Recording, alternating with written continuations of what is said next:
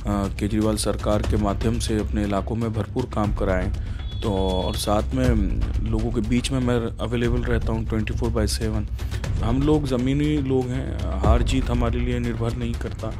और सत्ता में रहना, मुख्यमंत्री रहना, मंत्री पदों पे रहना, विधायक रहना, ये कोई बड़ी बात नहीं है। जनता के साथ रहना ये बड़ी बात है। और अगर बीजेपी का हमारा अगर वोट परसेंटेज का मार्जिन देखेंगे तो महज 2% है, जो कम रहा है। खत्म करने की ज़रूरत से ज़्यादा है कि अभी पहले अपने विकास पर काम करें, जो जिन इश्यूज़ पर उन्होंने बात करें उन इश्यूज़ को फुलफिल करें। नमस्कार, आप देख रहे हैं 4 PM। मैं आपके साथ नफीसा खान। दिल्ली विधानसभा चुनावों में भले ही आम आदमी पार्टी को हार का सामना करना पड़ा, लेकिन इस वक्त मेरे साथ खास बातचीत करने के लिए आम आदमी पार्टी की वो विधायक, वो चेहरा, वो नाम है जिन्होंने न केवल जीत दर्ज कराई है उन हालातों में जब आम आदमी पार्टी के दिग्गज नेता दिल्ली के अंदर चुनाव हार गए, बल्कि दिल्ली की सबसे बड़ी जीत के तौर पर भी उन्होंने मटिया महल से जीत दर्ज कराई है। उससे पहले उनके पिताजी यहाँ से एक लंबे समय तक विधायक रहे और अब काउंसलर से MLA बन चुके इकबाल जी हमारे साथ हैं, आले मोहम्मद इकबाल, जो कि अब विधायक बन चुके हैं। बातचीत करते हैं और समझते हैं कि आम आदमी पार्टी की हार के पीछे क्या कारण थे। बीजेपी ने जो 27 साल बाद अपना वनवास दिल्ली के अंदर खत्म किया, उसके पीछे क्या बड़ी वजह है। बहुत बहुत स्वागत है सर, हम पहली बार जुड़ रहे हैं। हालांकि इससे पहले जब चुनावी प्रचार प्रसार आप कर रहे थे तब हमने काफ़ी बार आपसे बातचीत की। तब आप एक काउंसलर के रूप में जनता के बीच जा रहे थे, उम्मीदवार थे, और अब आप एक MLA बन चुके हैं।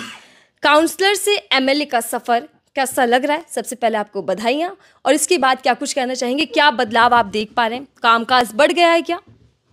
देखिए, पिछले 15 साल से निगम में हूँ एज ए MCD काउंसलर और MCD चेयरमैन के तौर पर, और फिर 21 महीने दिल्ली का डिप्टी मेयर के नाते रहा, और खुद शोएब इकबाल साहब के कामों की जिम्मेदारी संभालता था पूरे एरिया में, पूरी विधानसभा के अंदर। तो मैं समझता हूँ कि ऐसी कोई बड़ी चैलेंज नहीं है। हर पता है कि क्या क्या इश्यूज़ हैं एरियाज़ में, और उसको बखूबी निभाने की पूरा प्रयास किया जाएगा। और मैं समझता हूँ कि हमको पता है, हमारी जनता को पता है कि हमारा लीडर, हमारा खादिम जो हमारी इलाके की खिदमत करता है वो कैसा है। और जिस तरीके से पब्लिक ने एक मैंडेट दिया है, वो अपने आप में बहुत बड़ा मैंडेट है कि पूरी दिल्ली में नंबर 1 मैंडेट दिया है। तो मेरी जिम्मेदारी है कि पूरी 70 विधानसभा में अपनी विधानसभा को भी दिल्ली का नंबर 1 विधानसभा कैसे बनाऊं। तो उसके लिए अगले 5 साल पूरे प्रयास रहेंगे, ज़ोर शोर से रहेंगे, पूरी हिम्मत और ताकत के साथ प्रयास रहेंगे। और बस यही है कि आपके माध्यम से कि पूरी मेहनत की जाएगी।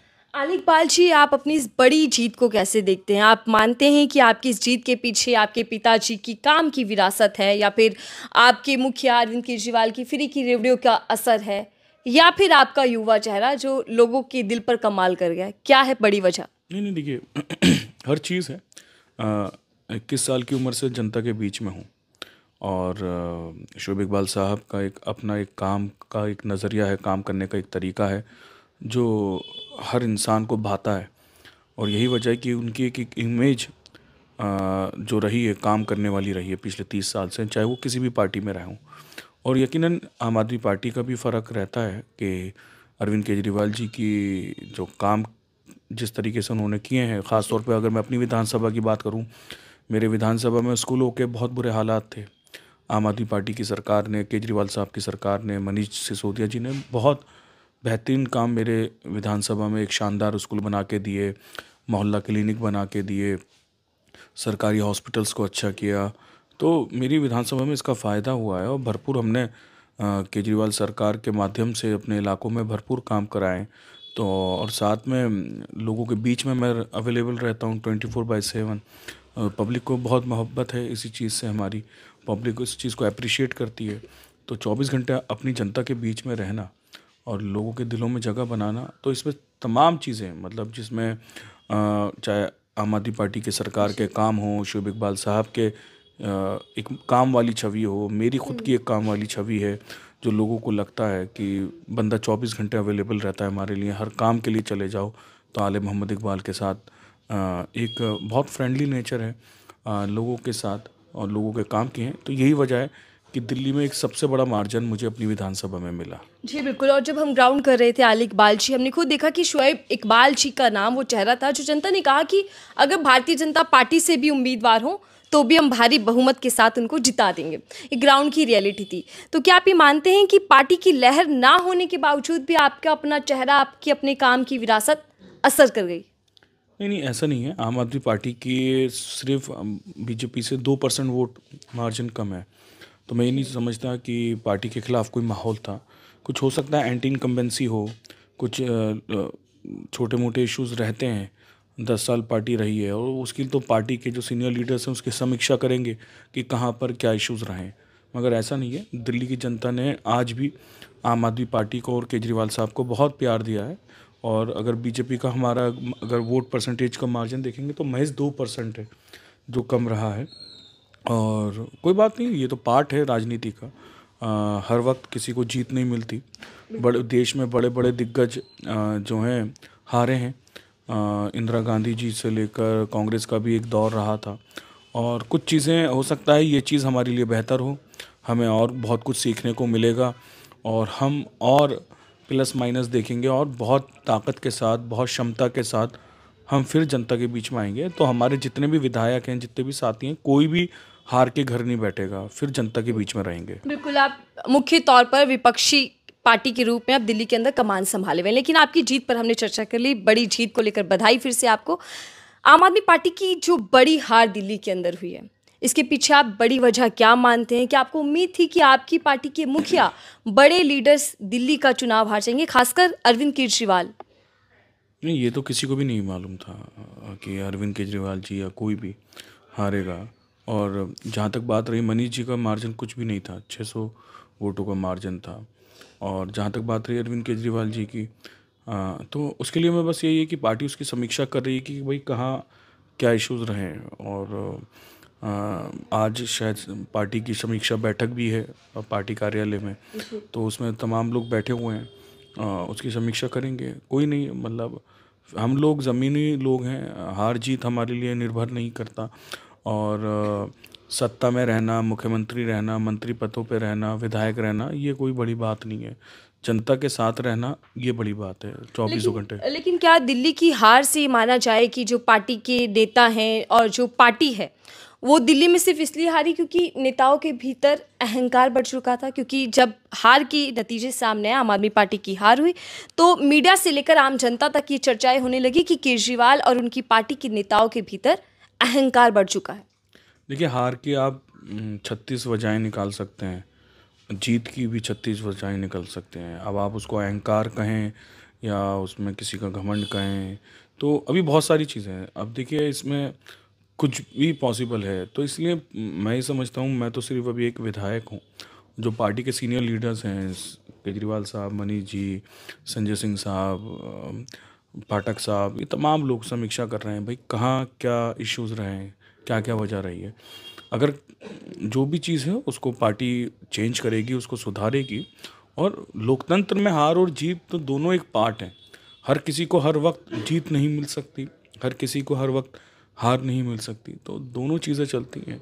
तो मैंने कहा this the part of the politics, मतलब। और आप इस चीज़ से पीछे नहीं हट सकते। हाँ, समझदार इंसान वो है जो इस हार के बाद अगली जीत की तैयारी करे और इस हार से हमारी पार्टी पूरा एक लेसन लेगी भाई कहाँ क्या इश्यूज रहे हैं। जी। लेकिन दिल्ली के अंदर देखिए अभी सरकार का गठन नहीं हुआ, कौन मुख्यमंत्री होगा ये चेहरा अभी तक डिसाइड नहीं हुआ, लेकिन दिल्ली के अंदर आपदा और विपदा वाली राजनीति शुरू हो चुकी है। आप कैसे देखते हैं? आम आदमी पार्टी ये कहती रही कि हमने दिल्ली को नई राजनीति में बदला है, नई राजनीति दिल्ली के अंदर दी है, लेकिन क्या आपको लगता है कि बीजेपी राज में दिल्ली की दशा और दिशा क्या आप देख पा रहे हैं? नहीं, देखिए, उन्होंने दिल्ली की जनता ने उनको आज फुल मैंडेट दिया है और बहुत अच्छा मजबूत जनाधार दिल्ली की जनता ने दिया है। जो उन्होंने तमाम अपने मैनिफेस्टोस में वादे किए हैं दिल्ली की जनता से, दिल्ली की 2.5 करोड़ से ज़्यादा जनता वो बेताब है कि वो जो भी अब सरकार आए वो मैनिफेस्टोस को अपने पूरा फुलफ़िल करे।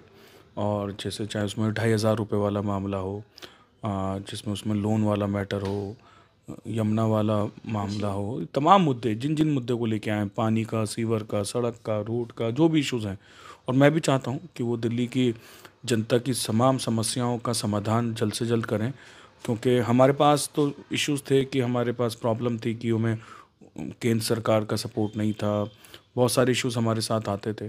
तो मैं समझता हूँ कि अब इनको पूरा करना चाहिए और सारी चीज़ें, क्योंकि केंद्र में भी भाजपा है, दिल्ली में भी भाजपा है, तो इनको कोई इश्यूज़ नहीं आएंगे किसी भी काम में।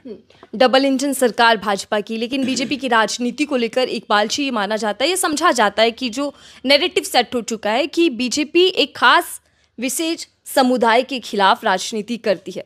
और हमने देखा कि दिल्ली के अंदर जो बीजेपी के नए एमएलए बने, उनके बयान सामने आते हैं कि वो दिल्ली के अंदर मुस्तफ़ाबाद का नाम बदल देंगे। इससे पहले यूपी के अंदर कई नाम बदल चुके हैं। और दूसरी तरफ जो दिल्ली के बीजेपी अध्यक्ष हैं, वो ये कहते हैं कि अब दिल्ली के अंदर योगी वाला मॉडल लॉन्च किया जाएगा। तो क्या ये इस बात को, और उनकी जो बीजेपी की मंशा है, उस बात पर और मोहर लगा देती है कि बीजेपी खास मुसलमानों के विरोध में काम करती है? देखिए, ऐसा नहीं करना चाहिए। और मैं समझता हूँ दिल्ली एक बहुत गंगा जमनी तहज़ीब की एक बहुत बड़ी मिसाल है, और हर मज़हब, हर समुदाय, हर जाति, हर वर्ग दिल्ली के अंदर रहता है, और दिल्ली का मैसेज पूरे दुनिया में जाता है। तो यहाँ पर मैं समझता हूँ कि अगर कोई विधायक ऐसा चीज़ कर रहा है तो उनकी सीनियर आला कमान को इस पर गौर करना चाहिए। दिल्ली की जनता को एक ही नज़रिए से देखना चाहिए, और विकास की नज़र से और प्यार मोहब्बत की नज़र से देखना है, और उनके हर मुद्दे, हर मसाइल को सुनना चाहिए, समझना चाहिए, और उसका समाधान उनको करना चाहिए। महाकुंभ को लेकर सिर्फ प्रचार तो बड़े स्तर पर हम देख रहे हैं, लेकिन क्या महाकुंभ जैसा प्रचार जैसा किया जा रहा है, वैसे इंतजाम भी देखने को मिल रहे हैं, चाहे वो हम उत्तर प्रदेश की बात कर लें या फिर दिल्ली रेलवे स्टेशन की बात कर लें? नहीं, दिल्ली रेलवे स्टेशन पर तो अभी आपने देखा जिस तरीके से वहाँ पर हुआ, हमारी तरफ से हमारी पूरी टीम भी पहुँची, और सारे लोगों ने उसको, हम लोगों ने, हमारी सरकार की तरफ से काफ़ी मदद भी की गई है। तो मैं समझता हूँ, देखिए, आप जब इतनी बड़ी गैदरिंग कर रहे हैं तो उसके तरीके से उनको उन सब चीज़ों के लिए उन पूरी आपको सारा सिस्टम भी बनाना चाहिए। तो बहरहाल बेहतर चीज़ें होती हैं कि वो लोग और इससे ज़्यादा अच्छा अरेंजमेंट करना चाहिए था, पूरे जो देश से लोग आए थे। जी, देखिए, मैं एक और सवाल आपसे ले लेती हूँ, क्योंकि आप ही की पार्टी के वो नेता है अमानतुल्लाह खान जी, एक के बाद एक मामले उनको लेकर आ रहे हैं। क्या ये कोशिश है कि अब आम आदमी पार्टी को इस रूप से तंग किया जाएगा कि उनके एमएलए जितने बने हैं इस चुनाव में, उनको प्रताड़ित किया जाएगा, या फिर उन पर फर्जी मुकदमेबाजी देखने को मिलेंगी? अभी ये कुछ नहीं है, तो बहुत सारी चीज़ें चलेंगी, अभी बहुत जल्दी होगा सब कुछ कहना। और अभी उन्होंने, अमानत साहब ने खुद कहा है कि वो सारे सवालों के जवाब कोर्ट में देंगे, तो मैं समझता हूँ कि वो कोर्ट में ही देंगे सारी चीज़ें। तो अभी इससे बेहतर सवाल आपको अमानत भाई भी बता देंगे, और जिस तरीके, बहुत सारी चीज़ें हैं, चलती रहेंगी। और मगर मैं समझता हूँ कि ये सारी चीज़ों का जवाब वो लोग कोर्ट में ही देंगे, अमानत साहब ने खुद कहा है। और ये तो बहुत सारी चीज़ें आएंगी, अभी चलेंगी। बीजेपी की मंशा यही है कि आम आदमी पार्टी को खत्म किया जाए, तोड़ा जाए, क्योंकि पंजाब पर भी आपका इसका असर दिख रहा है। हमको खत्म करने की ज़रूरत से ज़्यादा है कि अभी पहले अपने विकास पर काम करें, जो जिन इश्यूज़ पर उन्होंने बात करें उन इश्यूज़ को फुलफिल करें। धन्यवाद। ठीक है सर, धन्यवाद हमसे बातचीत करने के लिए। आले मोहम्मद इकबाल जी हमारे साथ थे, नए एमएलए बन चुके हैं आम आदमी पार्टी के, लेकिन आम आदमी पार्टी की हार और बीजेपी की जीत को लेकर बातचीत कर रहे थे।